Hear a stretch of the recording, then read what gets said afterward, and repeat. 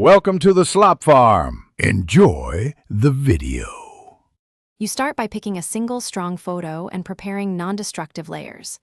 Open the RAW or highest quality file, convert to 16-bit, and duplicate the base layer so you can always revert.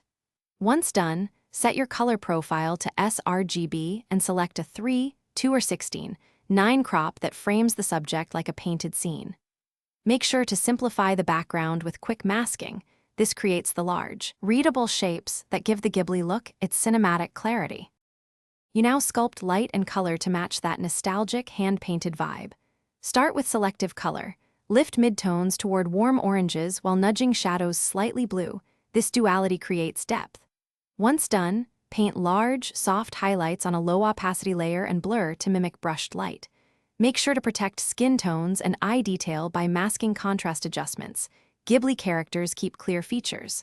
Finally, apply a gentle film curve and slight grain to glue the image together and mimic analog texture.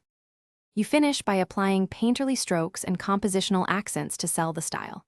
Convert the composite into an editable layer, then gently simplify busy textures with a soft brush so shapes read like illustrations.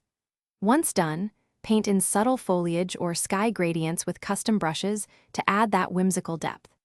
Make sure to check edges at 100% to avoid halos, then export a high-quality flattened file and keep the layered source. Troubleshooting tip: if colors shift on export, recheck the sRGB profile and re-export. Thanks for watching. Consider subscribing if we helped you today.